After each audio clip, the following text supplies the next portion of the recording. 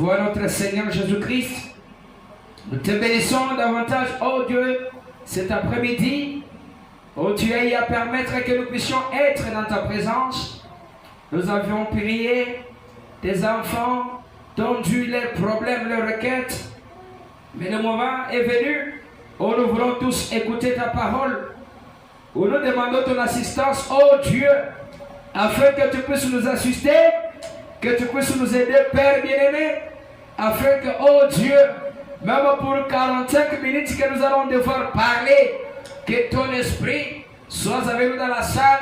Et ouais mon frère, ouais ma soeur, qui est venu dans ta présence pour écouter ta parole, accorde à tout et chacun de nous tous ces dons, ils ont besoin de paix. Je boude dehors tout esprit qui ne confesse pas ta Seigneurie, de voyage d'onction, voyage d'esprit, rétrogradation, lourdeur, pensée ailleurs, étouffement. Oh Dieu, je chasse au nom de Jésus-Christ, Père bien-aimé. Ouais, nous davantage, oh Dieu, circoncis ma langue, et Père bien-aimé, circoncis les oreilles de tes enfants, Père bien-aimé, et que le glorieux Saint-Esprit puisse être avec nous, oh Dieu, la journée d'aujourd'hui, de manière que nous ne puissions pas faire les choses seuls, mais que nous fassions les choses avec toi, car nous remettons tout entre la porte de tes saintes mains. C'est dans le nom précieux de notre Sauveur et Seigneur Jésus-Christ, nous disons Amen. Applaudissez pour la gloire de notre Dieu. Applaudissez encore pour la gloire de notre Dieu. Que le Seigneur Dieu vous bénisse. Je vous demande tous d'être debout pendant que nous honorons la parole de Dieu en lisant dans le livre de Lévitique chapitre 27. Je suis en train de prendre au verset 30. Nous lisons au nom du Seigneur Jésus-Christ. Toute dîme de la terre, soit des récoltes des arbres de la terre, soit du fruit des arbres, appartient à l'Éternel. C'est une chose consacrée à l'Éternel. Amen. Pendant que vous êtes toujours debout, je veux prendre Deutéronome chapitre 28. Je vais lire au premier verset. Que je suis premier verset du Deutéronome chapitre 28. Je vais prendre le premier verset jusqu'au 8e verset. Si tu obéis à la voix de l'Éternel ton Dieu, en mettant en pratique tous ces commandements que je te prescris aujourd'hui, l'Éternel ton Dieu te donnera la supériorité sur toutes les nations de la terre. Voici toutes les bénédictions qui se répandront sur toi et qui seront ton partage lorsque tu obéiras à la voix de l'Éternel ton Dieu. Tu seras béni dans la ville et tu seras béni dans le champ, le fruit de tes entrailles, le fruit de ton sol, le fruit de tes troupeaux, les portées de ton gros et de ton mille de bétail, toutes ces choses seront bénies. Ta corbeille et ta hiche seront bénies. Tu seras béni à ton arrivée et tu seras béni à ton départ. L'Éternel te donnera la victoire sur tes ennemis qui se lèveront contre toi. Ils sortiront contre toi par un seul chemin et ils s'enfuiront devant toi par cet chemin. L'Éternel ordonnera à la bénédiction d'être avec toi dans tes greniers et dans toutes tes entreprises. Il te bénira dans le pays que l'Éternel ton Dieu te donne. Amen. Que le Seigneur ajoute les bénédictions à la lecture de sa divine parole. Veuillez vous asseoir. Et je suis toujours en train de clôturer avec les dîmes et les offrandes. C'est aujourd'hui que je veux devoir un peu m'arrêter, comme à partir du dimanche nous aurons un autre programme.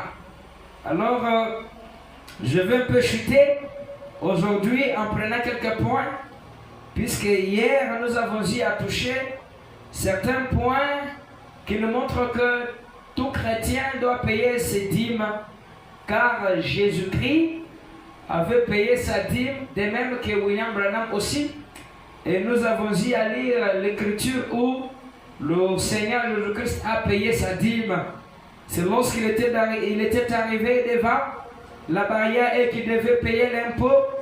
Et il a envoyé cet homme de Pierre, Simon Pierre, d'aller pêcher le poisson et qu'il puisse faire sortir l'argent et quelques pièces d'argent dans le ventre de ces poissons.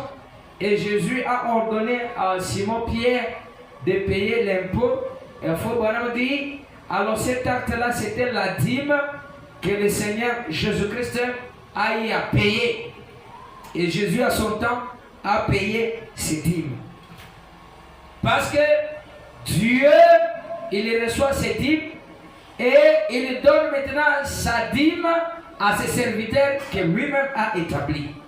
Et nous avons vu avec le prophète Anse que lorsque le prophète pouvait être malade, il était parti un jour à l'hôpital, il a été soigné, alors il avait besoin de quelques médicaments.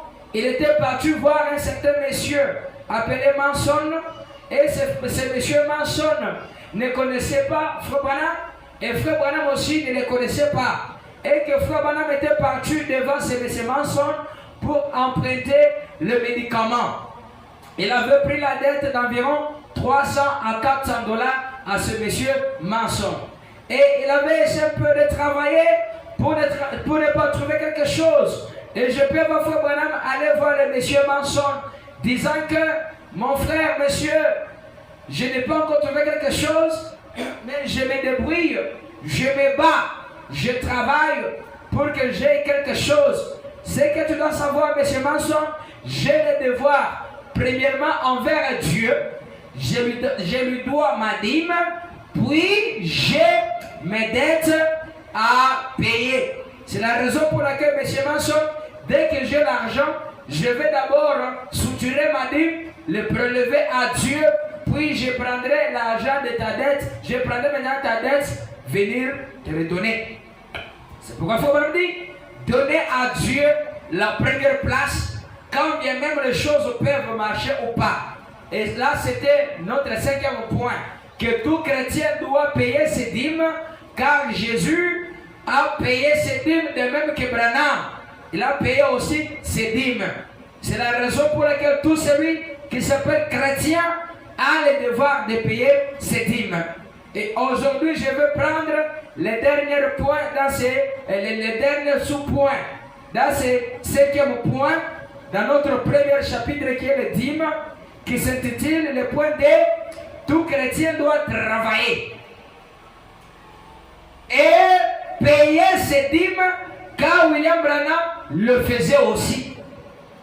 Il y a une question qu'on a à poser au prophète. Est-ce nécessaire qu'un chrétien travaille? Il faut pas dire oui, tout chrétien. Il faut pas dire s'il y a quelqu'un qui travaille en premier, c'est un chrétien, parce qu'il sait qu'il a le devoir de payer ses dîmes. Mais s'il ne travaille pas, comment il peut payer ses dîmes? C'est pourquoi tout chrétien doit travailler et payer ses dîmes. Car William Branham le faisait aussi. Frère Branham pouvait travailler durement, pouvait avoir l'argent et pouvait payer ses dîmes. Je vais lire dans question et réponse numéro 2. Prêché le 23 dimanche août 1962 soir. C'est question numéro 307. Je vais prendre les paragraphes 180 à 185. Écoutez, question numéro 307, c'est que, faut pas me dire, c'est une question qu'on a posée au prophète. Écoutez, une personne devrait-elle payer ses dîmes à un individu, ou un chrétien devrait-il travailler? Là, c'est une question qu'on a posée, disant que est-ce qu'un chrétien peut travailler, et est-ce qu'on peut payer la dîme à un individu? Et le prophète dit, ça dépend de la personne et ça dépend de la personne. On peut donner à quelqu'un Mais vous devez savoir, celui que vous donnez la dîme, hein, il est qui? Que le bénisse. 180 à 185, écoutez ce que le prophète dit. Certainement qu'il devrait travailler. S'il y en a un qui aime travailler, c'est bien le chrétien. Payer la dîme à un individu, cela dépend de quel individu il s'agit. Hein? Voyez-vous, c'est juste. Dans Hébreux chapitre 7, la première fois qu'il nous est parlé de la dîme, de telle sorte que, attendez une minute, je crois que c'est la question numéro 2. Non, il est dit des questions pour Frère Branham. Dans Hébreux chapitre 7, quand Abraham, revenant de la défaite des rois, rencontra Melchisedec, il lui paya la dîme. C'était Melchisedec, le roi de Salem, c'est-à-dire le roi de paix et le roi de justice, lesquels n'étaient autres que Dieu lui-même. Voyez-vous? Mais lorsque vous payez vos dîmes, en fait, c'est là où vous recevez votre nourriture que vous devez payer vos dîmes. Apportez toutes vos dîmes à la maison du trésor, dit l'Éternel. Est-ce juste? Et mettez-moi par ces moyens à l'épreuve, dit l'Éternel, et vous verrez si je n'ouvre pas les écluses des cieux, et si je ne répands pas la bénédiction d'abondance. Et Frère Branham dit, j'invite tout homme ou toute femme qui ne paye pas la dîme à accepter cela. À la question numéro 307, on a posé au prophète la question. La première était de savoir, est-ce qu'on peut payer à un individu la dîme? Et la deuxième des questions était de savoir, un chrétien peut-il travailler? Et Frère Branham, il dit en ce que ça dépend de la personne qu'il s'agit. On doit savoir qui est la personne que nous donnons la dîme. Et il dit, pour répondre à la deuxième question, un chrétien doit travailler. S'il y a quelqu'un qui aime travailler, c'est un chrétien parce qu'il a le devoir de payer ses dîmes. Et il dit, pour répondre à la question numéro 1, sur base de donner la dîme à quelqu'un, il dit, lorsque Abraham venait de la défaite des rois, il rencontra quelqu'un. Et cette personne était Melchisedec. Il lui avait donné ses dîmes. Et on doit donner les dîmes à quelqu'un. Mais on doit savoir de qui il s'agit. Ce n'est pas n'importe qui. C'est pourquoi le prophète dit, on donne la dîme à l'endroit où vous mangez la parole, votre nourriture spirituelle. Et puis il dit, mettez-moi de la sorte à l'épreuve. Et vous verrez si je n'ouvre pas pour vous les écluses des cieux. Et si je ne répands pas pour vous les bénédictions en abondance. Amen. Il dit, je pourrais me tenir ici jusqu'au matin à vous raconter simplement ce qui est arrivé quand j'ai compris cela. Et dans cette situation, j'étais, et je payais mes dîmes aussi loyalement que possible. Et lorsque je prenais de l'église ici ou de mes campagnes l'argent qui me revenait, j'ai donné le dixième. Alors je le donnais à des ministres. Et j'ai donné le reste à des ministres. Et quand je ne pouvais pas faire cela, alors voici ce que je faisais. J'ai gardé 10% et donné à Dieu 90%. Puis, lorsque la loi m'a dit que je ne devais pas faire cela, et que si je le faisais, il fallait payer pour tout cela. Alors j'ai dû prendre cela et le faire passer dans les œuvres missionnaires à l'étranger et ainsi de suite. Et j'ai donc dû prélever jusqu'à un salaire de $100 par semaine sur cela. Et je paye mes dîmes là-dessus. Oui, monsieur, je crois au paye des dîmes. C'est une bénédiction de Dieu prouvée comme telle. Vous dites, cela concernait l'Ancien Testament, cela concerne aussi le Nouveau Testament. Est-ce que quelqu'un m'entend? Et s'il faut me parler sur les payes de la dîme, il donnait premièrement son expérience. Que lorsqu'il pouvait travailler, il pouvait trouver l'argent et il pouvait payer ses dîmes. Et il ne donnait pas seulement les dîmes de l'argent qu'il travaillait. Et lorsqu'on lui donnait aussi l'argent, il pouvait tenir une campagne d'évangélisation. On pouvait lui donner l'offrande d'amour. On pouvait lui donner son soutien. Il pouvait prendre en revanche l'argent qu'on lui avait donné, soustraire l'argent de la dîme. Il pouvait donner cela à Dieu. Il faut pas me dire. Des fois, lorsqu'on lui donnait l'offrande, il gardait 10% de cette offrande-là, donnait 90% comme la dîme. Mais lorsque la loi lui a condamné, alors il conservait seulement les 90% et donnait 10%. Et il donnait à des ministres. Et il mettait les dîmes dans le panier de construction, si cela n'allait pas au ministre. Et s'il ne donnait pas au ministre, il mettait cela dans le panier de construction.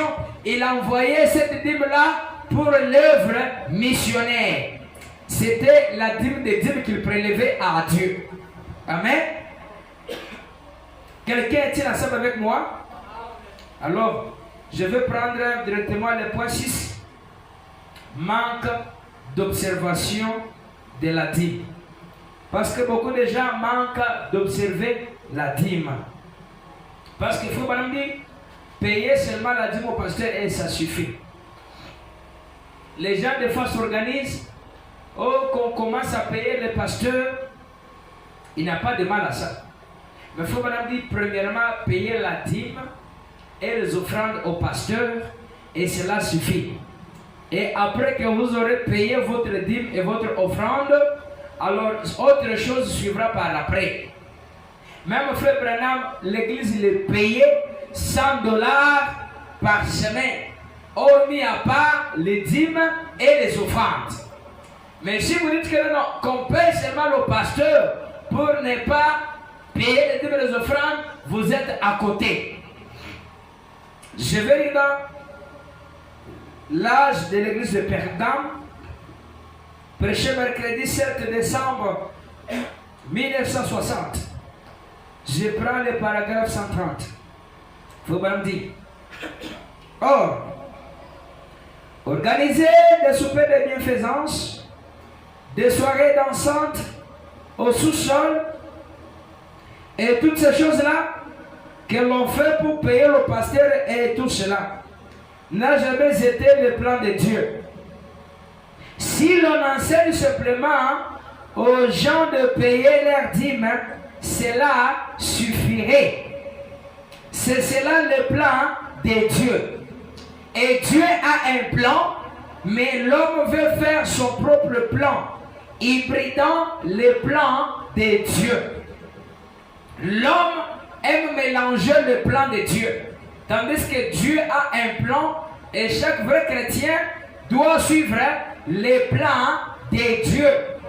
Et le plan de Dieu n'est pas premièrement pour s'organiser et payer le prédicateur, au pasteur, mais le plan de Dieu est que vous puissiez premièrement payer vos dîmes et vos offrandes.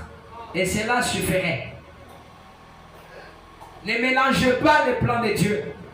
Car les gens aiment hybrider les plans du Seigneur Jésus-Christ. Est-ce que tu vas savoir avec moi? C'est pourquoi les gens ne donnent pas leur dîme à Dieu, craignant de crever de faim. Non, non, je paie d'argent. Avec cet argent que je paie en petite quantité, faisais encore sortir cela et donner à Dieu, je creverai de faim. Faut Branham dire, même si vous allez crever de faim, donnez votre argent à Dieu. Parce que la dîme n'est pas votre argent, mais c'est l'argent du Seigneur. Je vais lire dans ces revêtures de toutes les âmes de Dieu. Ne dormez pas. Réveillez-vous. Applaudissez pour notre Dieu. Ces revêtures de toutes les âmes de Dieu. Prêché le 7 juin 1962, paragraphe 71. Vous comprenez? Mais quand on est arrivé au vrai courage en lui, il n'en avait pas. Non, il n'en avait pas. Quand il a vu cette parole, eh bien, je vais devenir religieux. Après qu'il eut vu cette parole très rendue manifeste et qu'il eut reconnu que c'était le jour où elle devait être là et qu'il a vu confirmer exactement ce que Dieu avait dit devoir arriver. Et alors, avec toute sa force intellectuelle, de tout son être physique, il dit c'est pareil aujourd'hui. Des hommes qui s'avancent tout bonnement et qui inscrivent leur nom dans un registre, c'est qui servent la main à un prédicateur. Et quand il est là au bureau, le patron lui offre un verre. Il accepte. Ils ont peur à cause de leur travail. Ici, il parle des chrétiens. Ils peuvent voir que la parole de Dieu est vraie.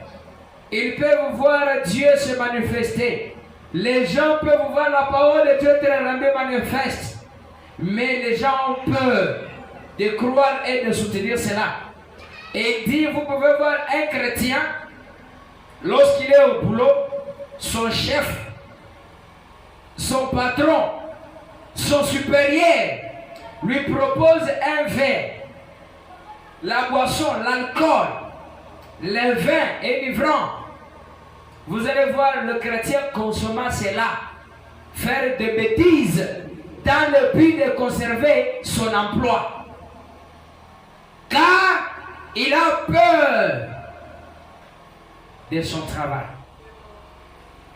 Et il accepte néanmoins à fouler au pied la parole de Dieu pour soutenir les choses futiles, les choses qui ne sont pas importantes. Et il dit, quand à payer des dîmes dans l'église, vous avez peur de faire cela parce que vous craignez de crever de faim. Même si c'était le cas, Dieu a promis de prendre soin de vous.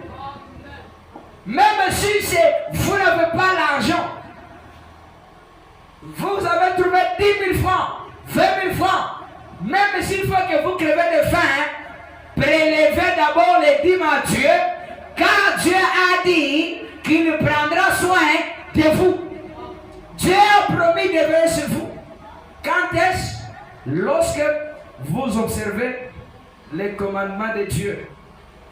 Et si vous n'observez pas le commandement de Dieu, vous ne verrez rien se produire. Est-ce que quelqu'un est ensemble avec moi? Alors je vais prendre le point A. Qui s'intitule Aujourd'hui les gens et les églises remplacent les dîmes de Dieu. Alors si quelqu'un ne donne pas sa dîme à Dieu, ce qui veut dire qu'il a déjà remplacé cette dîme-là par autre chose. Il y a les gens qui prennent l'argent de Dieu, l'argent qui devait soutenir l'œuvre de Dieu, et ils commencent à jouer au jeu de cartes, au loto, au billard, au jeu de 6, au jeu de dames, et tout cela. C'est remplacer l'argent et les dîmes de Dieu. C'est ce que font beaucoup de gens et beaucoup d'églises aujourd'hui. Je vais lire dans Les esprits séducteurs. Prêché dimanche 24 juillet 1955. Je prends le paragraphe 73. Faut prendre. Aujourd'hui, ils essayent de remplacer la dîme de Dieu. Ils essayent d'adopter quelque chose. Ils essayent de faire quelque chose de différent. Et il dit, ils vont là-bas faire des parties de loto dans les églises, faire des loteries. Les loteries ne remplaceront jamais la dîme de Dieu. Les soupers, la vente de couverture, le pique-nique pour se procurer de l'argent afin de s'acquitter des différentes dettes. Ces choses ne remplaceront jamais la dîme et l'offrande éternelle de Dieu. Jamais. Et pourtant, c'est ce que nous essayons de faire. Les gens essayent de remplacer les dîmes de Dieu. C'est pourquoi aujourd'hui les gens sont coupables.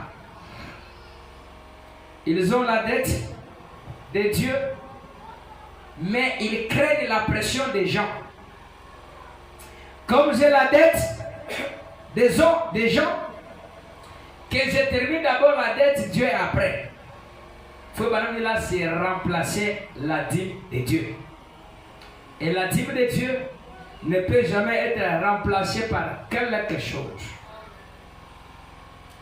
C'est la raison pour laquelle nous ne remplaçons jamais la dîme de Dieu par quelque chose. Et nous devons croire ce que la parole de Dieu dit. Parce que tout chrétien a le devoir de payer ses dîmes et ses offrandes. Il faut bien dire, chaque membre d'église doit pratiquer tout ce que son église lui enseigne. Il doit croire cela, vivre en conséquence, vivre sur base de tout ce que son église lui enseigne. Et tout membre d'église doit s'abandonner complètement et entièrement dans les mains de Dieu. Comme nous sommes les enfants de Dieu vivant, nous devrions nous abandonner dans les mains de notre Dieu, croyant la parole de Dieu, faisant confiance à notre Dieu, de façon que notre Dieu fasse quelque chose pour nous. Amen. Je vais lire pour que nous puissions prier le Seigneur. Comme aujourd'hui c'est la journée de la prière, je veux lire dans une délivrance totale. Une délivrance totale, c'est prêché dimanche 12 juillet 1959. Je prends le paragraphe 53. Le prophète dit: et le membre de l'église est appelé pour être membre d'un groupe bien déterminé. Ainsi, il ne se compromettra pas.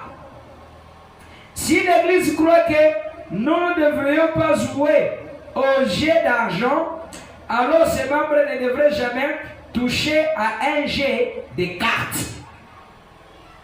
Nous ne croyons pas que l'on doive boire. C'est que tout ce que l'Église enseigne, un vrai chrétien doit vivre en conséquence. Amen. Et il dit, nous ne croyons pas que l'on doive boire. Il devrait se détourner complètement de la boisson. Si nous ne croyons pas que l'on doive jouer au jeu d'argent ou fumer, les membres de cette église ne devraient jamais toucher à une chose de ce genre. Dieu accorde une délivrance totale. Il fera cela si nous nous sommes totalement abandonnés à lui. Si nous nous sommes abandonnés à lui, alors Dieu peut vivre en nous. Christ, l'espérance de la gloire, peut se refléter en nous. Amen. Quand nous nous mettons hors du chemin. C'est pourquoi vivons tout ce que la parole de Dieu nous enseigne. Et si nous ne parvenons pas à vivre tout ce que la parole de Dieu nous enseigne, nous ne parviendrons jamais à réaliser quelque chose.